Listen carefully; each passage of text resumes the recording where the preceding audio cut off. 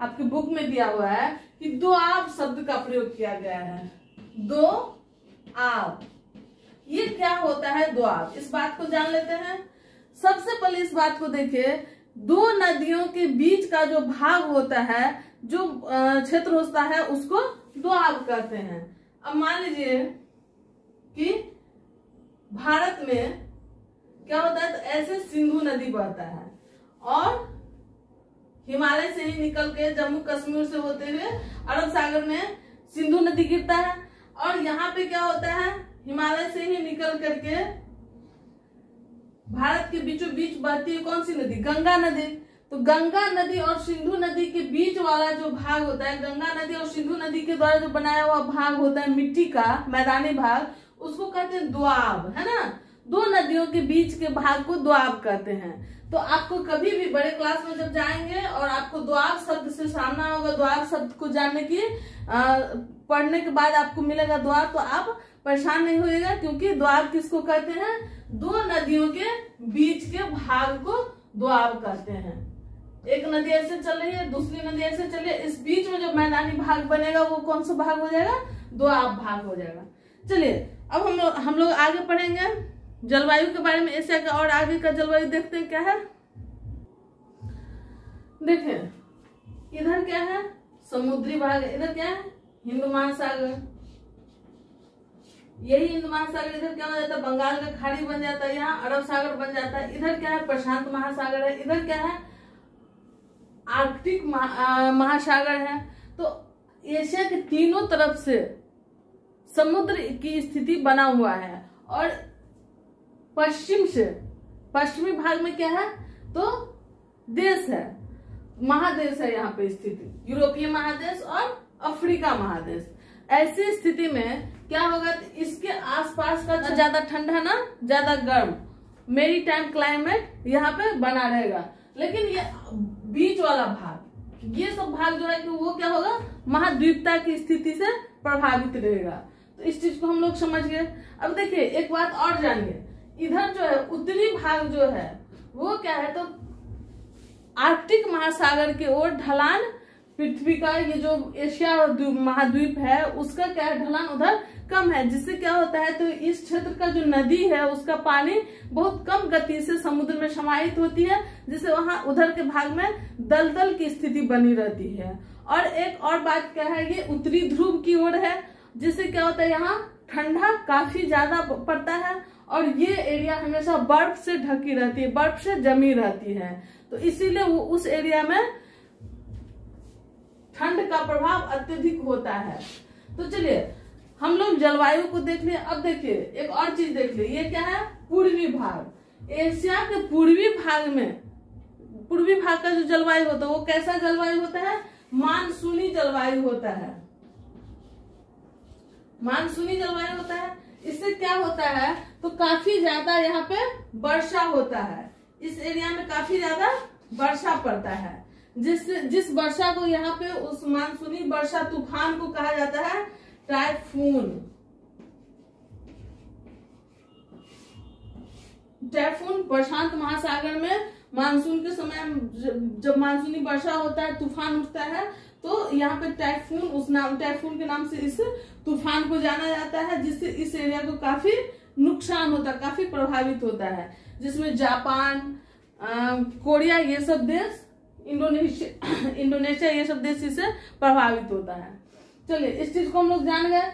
अब देखते हैं इस एशिया महादेश का वनस्पति कैसा है, वनस्पति के बारे में भी हम लोग को जानना है। तो सबसे पहले देखिए एशिया का उत्तरी भाग, ये है उत्तरी भाग। इस भाग में क्या है, काफी ठंडा है। तो ठंड और यहाँ पे ठंडा इतना ज्यादा है कि हमेशा बर्फ जमा रहता है। तो बर्फ की स्थिति में कभी कोई पेड़ पौधा नहीं हो सकता। जैसे हम लोग यहाँ बिहार में रहते हैं तो क्या है, सदाबहार वन जैसा स्थिति है, यहाँ हरियाली हमेशा छाई रहती है। लेकिन यहाँ पे क्या होता है, यहाँ बर्फ ढके रहने के कारण ये पेड़ पौधा नहीं उगता है वहां पे। तो इसीलिए इस क्षेत्र में क्या है, टुंड्रा बायोम पाया जाता है। बायोम किसे कहते हैं, तो बायोम का परिभाषा होता है, डिफिनीशन होता है कि धरती और आकाश के बीच में जो जलवायु वनस्पति और जीव जंतु का सम्मिलित रूप है, उसको क्या कहते हैं, बायोम कहते हैं। तो एशिया प्रदेश के उत्तरी भाग में टुंड्रा बायोम पाया जाता है। यह किस प्रकार का है, अब देखिए, मतलब यहाँ का जलवायु कैसा है, यहाँ का जीव जंतु कैसा है, यहाँ का वनस्पति कैसा है, ये इसी चीज को जाना है, क्योंकि बायो में इसी सब चीज को जाना जाता है, जलवायु, जीव जंतु और वनस्पति। तो देखिए यहाँ पे वनस्पति के नाम पे कुछ भी नहीं, पूर्णतः अभाव। टुंड्रा मतलब, इसका मतलब ही होता है ट्रीलेस।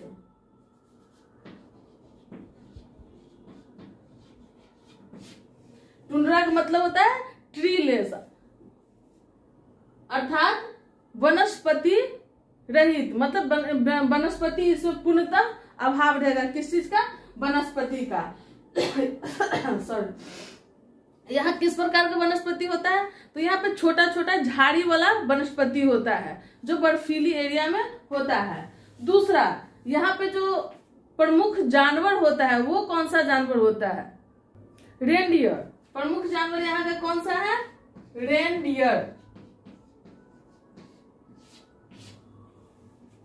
इस चीज को हम लोग जान गए कि यहाँ का जानवर किस प्रकार होगा, रेनडियर होगा। यहाँ का जलवायु क्या है, बर्फीली जलवायु है। यहाँ पे सालों भर बर्फ अक्सर, हाँ मतलब लगभग सालों भर यहाँ बर्फ जमी रहती है, आ जाता है। अब उत्तर से जो थोड़ा दक्षिण की ओर हम लोग आएंगे, इधर नीचे की ओर आएंगे, तो ये वाला भाग क्या हो जाएगा, टैगा। टैगा बायोम के नाम से ये क्षेत्र जाना जाता है। मतलब इसमें थोड़ा सा गर्मी का भी प्रभाव रहता है और ऊपर में क्या है, बर्फ वाला स्थिति बना है, तो ठंडा का भी, इधर भी ठंडा का प्रभाव ज्यादा बना रहता है। लेकिन यहाँ पे क्या होता है, उसके अपेक्षा कम, टुंड्रा प्रदेश के अपेक्षा कम टैगा प्रदेश में ठंडा होता है।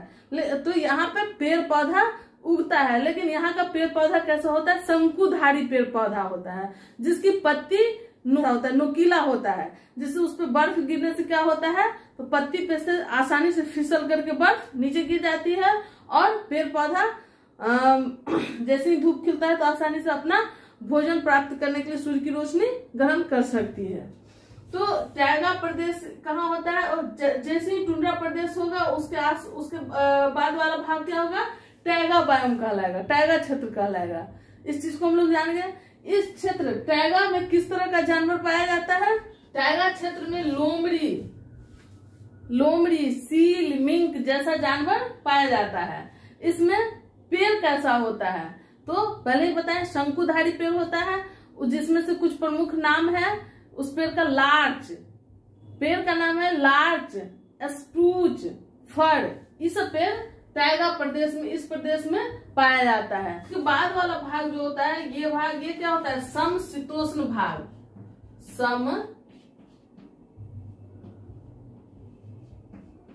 समशीतोष्ण भाग, इस भाग में, जिसमें मुख्य रूप से क्या, कर्क रेखा, जो आप लोग जानते हैं कि कर्क रेखा 23.5 डिग्री पे जो झुकी हुई रेखा है, उस रेखा के उत्तरी तरफ जो भी भाग होगा वो समशीतोष्ण भाग के रूप में जाना जाता है। उसमें नहीं तो ज्यादा गर्मी और ना ही ज्यादा ठंडा का असर रहता है। वैसे भाग, कर्क रेखा के उत्तर के भाग को क्या कहते हैं, समशीतोष्ण भाग कहते हैं। और इस भाग में ना ही ज्यादा गर्मी और ना ही ज्यादा ठंडा होता है। इस क्षेत्र में मुख्य रूप से आता है उज्बेकिस्तान, कजाकिस्तान, चीन, ये सब जो बड़ा भाग है वो है समशीतोष्ण क्षेत्र का भाग है। इसमें स्टेपी घास पाया जाता है, स्टेपी घास। अब इस घास, इधर यहाँ का मुख्य रूप से ये घास प्रसिद्ध है। और यहाँ पे जो जानवर फेमस है वो है बारहसिंगा। चिड़ियाघर में देखने को मिल जाता है बारहसिंगा, क्योंकि हम लोग बिहार की तरफ हैं, बिहार की तरफ थोड़ा ज्यादा गर्मी होता है, तो यहाँ बारहसिंगा उतना आसानी से जंगल में नहीं मिलता, लेकिन चिड़ियाघर में, पटना के चिड़ियाघर में बारहसिंगा देखने को मिलता है। चलिए, तो हम लोग देख लिए कि सबसे उत्तर में एशिया का क्या है, टुंड्रा है, फिर टैगा बायोम है, फिर उसके बाद समशीतोष्ण स्थिति होने के कारण स्टेपी घास, बरसिंगा जानवर ये सब पाया जाता है। अब देखिए यहाँ पे क्या है, ये रूस ऐसे है, उसके बाद यहाँ पे छोटा सा एक भाग मंगोल है, मंगोलिया। यहाँ पे काफी ठंडा होता है और यहाँ पे ठंडा रेगिस्तान है जिसको गोबी के नाम से जाना जाता है। इस रेगिस्तान, ठंडी रेगिस्तान को किस नाम से जाना जाता है? गोबी के नाम से। तो पूछता है कि गोबी रेगिस्तान, जो ठंडा रेगिस्तान है वो कहाँ का है? मंगोलिया का है। दक्षिणी पश्चिमी भाग जो है वो क्या होता है? काफी गर्म भाग है और यहाँ पे थार मरुस्थल और अरब का रेगिस्तान, थार का रेगिस्तान और अरब का रेगिस्तान, गर्म रेगिस्तान पाया जाता है इस दक्षिणी पश्चिमी भाग में। देखते हैं हम अपने भारत में जो रेगिस्तान है वो किधर है? पश्चिमी भाग में है। और कौन सा वो रेगिस्तान है? गर्म रेगिस्तान है। इससे पहला वाला वीडियो में पढ़ाई भी है थार रेगिस्तान के बारे में। उसी तरह से अरब प्रायद्वीप का जो भी भाग है उसमें भी क्या होता है? तो गर्म रेगिस्तान पाया जाता है। तो पश्चिम एशिया का दक्षिणी पश्चिमी भाग कैसा भाग है? गर्म भाग है। और एशिया का सबसे दक्षिणी भाग कैसा भाग है? तो विषुवत रेखीय जलवायु है वहां पे, क्योंकि वो विषुवत रेखा के पास है। तो आप देखेंगे यहाँ पे क्या होता है, यहाँ काफी वर्षा होता है, विषुवत रेखा पे काफी वर्षा होता है, हमेशा धूप भी खिली रहती है और बारिश भी बहुत ज्यादा होती है, जिससे यहाँ पे पेड़ पौधा काफी अधिक मात्रा में होता है, काफी ग्रोथ करता है पेड़ पौधा, जिससे क्या होता है यहाँ का पेड़ पौधा काफी लंबा लंबा होता है, क्योंकि उसको सूर्य की काफी घना होने के कारण उसको सूर्य की रोशनी पृथ्वी धरातल तक नहीं जाती है। तो सूर्य की रोशनी को प्राप्त करने के लिए विषुवत रेखा के आसपास का जंगल का पेड़ आपस में एक तरह से कंपटीशन करता है और ऊपर की ओर बढ़ता है, जिससे उसका लंबाई काफी ज्यादा होता है। इस जंगल को घना होने के कारण अंधेर वन भी कहा जाता है, क्योंकि इसमें काफी सघन मात्रा में पेड़ होता है। और एक महत्वपूर्ण बात और है कि इस जंगल में जो भी जानवर पाया जाता है वो कूदने फांदने वाला होता है, क्योंकि वो स्पष्ट जंगल नहीं होता है, काफी गहरा जंगल होता है, जिससे लता भी उसमें ज्यादा होता है, तो चलकर के जानवर उसमें नहीं चल सकता, फंस सकता है, इसलिए कूदने फांदने वाला रहता है, तो आसानी से उसमें बचा के निकल जाता है। तो इसलिए उसमें बंदर टाइप का जानवर ज्यादा पाया जाता है। और इस क्षेत्र का पेड़ क्या क्या होता है? तो पेड़ होता है महोगनी का पेड़, एवोनी और रोजवुड नाम के पेड़ पौधा इसमें पाया जाता है। और इस जंगल का एक और खासियत है, महत्वपूर्ण खासियत, कि ये सदाबहार वन होता है, सदाबहार वन, इसलिए कि यहाँ पे हमेशा बारिश होती है, धूप खिलती है, जिससे इसमें कई प्रकार के पेड़ पौधे होते हैं, लेकिन एक साथ जिससे क्या होता है, ये एक साथ ये पेड़ पौधा पत्ता नहीं गिराता है, ये कुछ समय पे अंतर करके अपना पत्ता गिराता है, तो जिससे कंटिन्यू ये वन हरा भरा बना रहता है।